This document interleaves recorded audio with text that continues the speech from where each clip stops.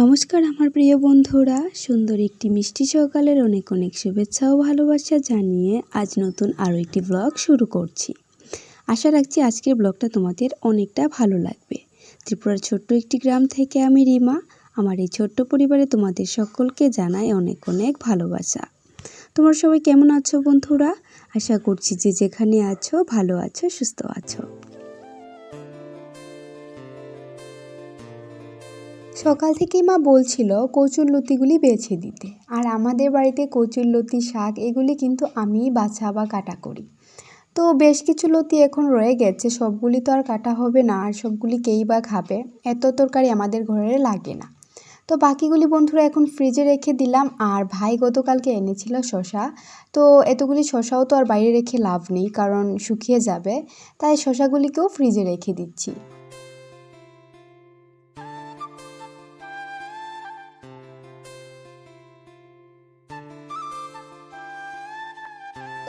কচুরলতি এই জাতীয় সবজিগুলি কাটলে দাটা একেবারে কালো হয়ে যায়, আর এভাবে কালো হয়ে থাকলে দা বা অন্য বাসনপত্রগুলি কিন্তু ভালো লাগে না। আর আমাদের বটিটা একদমই ভালো পড়েনি, কেন জানি না কালো হয়ে যায় অনেকটা।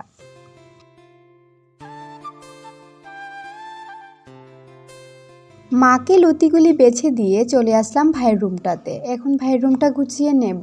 আর আমাদের রুমটা মানে আমার রুমটা আমি সকালবেলায় গুছিয়ে নিয়েছি। তো ভাইয়ের রুমটা একটু পরেই আমাকে হাত দিতে হয়, তার কারণ হয়েছে ভাই ডিউটিতে গেলে তারপরে বন্ধুরা ভাইয়ের রুমটাকে পরিষ্কার করতে হয়।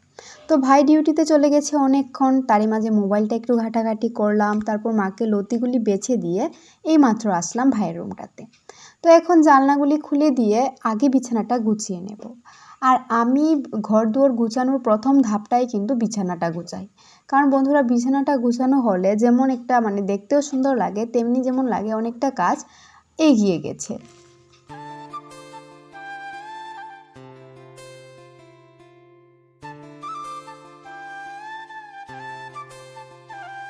আলমারিটা আনার পর এই ফটোগুলো খুলে নিয়েছিলাম দেয়াল থেকে, তো এখন আবারও লাগিয়ে নিচ্ছি। আর এই ফটোগুলি যে দেখছো এগুলি কিন্তু ভাই টিচার ডেতে গিফট পেয়েছে, ওর স্টুডেন্টরা মানে গিফট দিয়েছিল আর কি।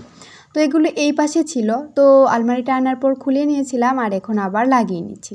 আর লাগিয়ে লাগিয়ে আমি দেখছিলাম যে ভালো লাগছে কি না, এই না সেই না, তো এই পজিশনে লাগিয়ে ক্যালেন্ডারটাও লাগিয়ে নিয়েছিলাম, কিন্তু ভালো লাগছিল না। তারপর এটাকে আবারও উলটপালট করে আরেকটু ঠিক করলাম। আর এখন চলে আসলাম ভাইয়ের টেবিলটাতে।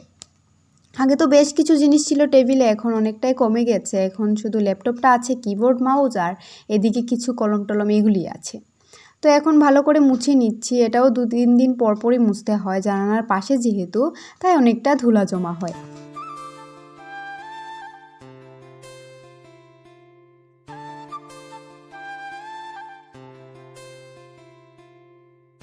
আমাদের ঘরে তেমন কোনো দামি আসবাবপত্র নেই বন্ধুরা, তারপরও চেষ্টা করি গুছিয়ে রাখার।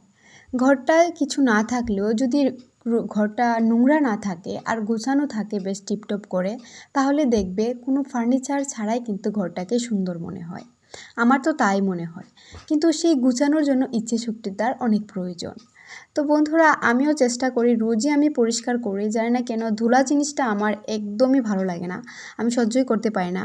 যদি ধুলা নাও পড়ে তাতেও আমি মুছে রাখি। আর যে যে জায়গায় চোখ পড়ে না তা তো হয়েছে আলাদা ব্যাপার। আর ঘরের এমন কোনো জায়গা নেই যে জায়গায় আমার চোখ পড়ে না আর ধুলা জমা হয়ে থাকে।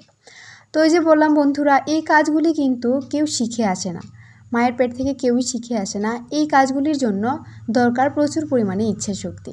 তোমার ইচ্ছে হলেই কিন্তু বন্ধুরা তোমার রুমটাকে বেশ টিপটপ করে গুছিয়ে রাখতে পারবে, আর এক্সট্রা কাজগুলি করতে পারবে। আমি কিন্তু বেশিক্ষণ সময় বাড়িতে থাকি না, ওই ধরো আমার ক্লাস, টিউশন, এদিকে স্টুডেন্ট পড়ানো, এইসব নিয়েই থাকি সারাটা দিন।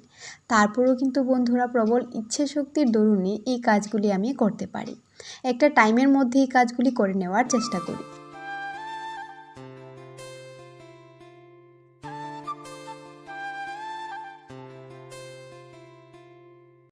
তো সে যাই হোক বন্ধুরা, মা এদিকে রান্নাবান্না করছে আর আমি এদিকে রুমটাকে ভালো করে গুছিয়ে নিচ্ছি। বললাম না ঘরের এমন কোনো জায়গা নেই যে জায়গায় আমি মুছি না বা পরিষ্কার করি না।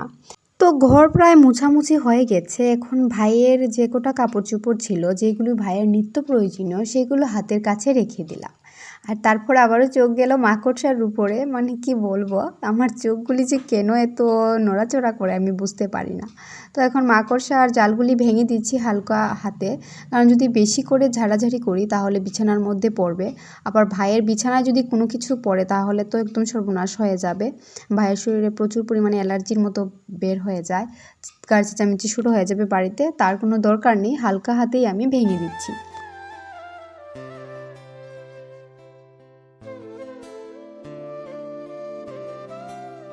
ভাইয়ের রুমটা ঝাড়াঝাড়ি মুছামুছি সমস্তটাই কমপ্লিট, এখন শুধু ঝাড় দিয়ে দেব। আর অনেকটা বেলা হয়ে গেছে, প্রায় 9:30টার মতো বেজে গেছে, তো আমাকে আবার স্নান করে পুজোটাও দিতে হবে। তো আজকে আবার আমার বাজারেও যাওয়ার আছে একটু। তাই বন্ধুরা, আমার মনেই ছিল না, এতক্ষণ আমি একদম নিশ্চিন্তে ঘরটা পরিষ্কার করছিলাম, কিন্তু হঠাৎই মাথায় আসলো যে আমাকে তো বাজারে যেতে হবে।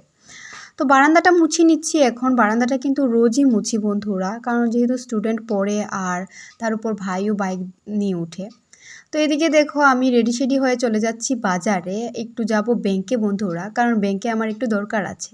আর এই যে আমার কাশি, এটার পেছনেই ছাড়ছে না।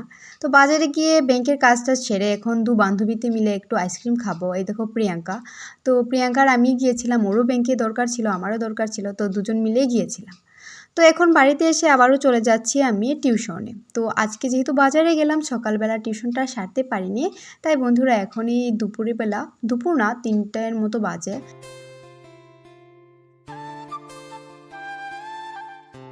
তো আমার প্রিয় বন্ধুরা, আজকে সারাটা দিন আমার সঙ্গে থেকে তোমাদের কেমন লাগলো প্লিজ একটা কমেন্ট করে জানাতে ভুলো না। আর যদি চ্যানেলে কোনো নতুন বন্ধু হয়ে থাকো প্লিজ আমার চ্যানেলটা সাবস্ক্রাইব করার অনুরোধ রইল। তো সারাটা দিন তো বন্ধুরা বিভিন্ন কাজের মধ্যে দিয়ে কাটলো, আর এখন হয়ে গেছে সন্ধে, আর আমি এখন সন্ধে ধূপ দেখিয়ে দিচ্ছি। তো আজকের সারাটা দিন আমার সঙ্গে থেকে কেমন লাগলো প্লিজ কমেন্টের মাধ্যমে জানাবে, ভালো লাগলে অবশ্যই একটা লাইক করে দিও। তো চলো বন্ধুরা, আজকে চাইছি এখানেই বিদায় নিতে। তো প্লিজ আমার ভুল ত্রুটিগুলি কমেন্টের মাধ্যমে জানাতে ভুলো না, তোমাদের একটা কমেন্ট আমাকে অনেকটা উৎসাহিত করে। তো এখন আমি ধূপটা দেখিয়ে দেব। তো চলো আজকের মতো এখানেই বিদায় নিই, দেখা হবে সুন্দর আরও একটি ব্লগের সঙ্গে। টাটা।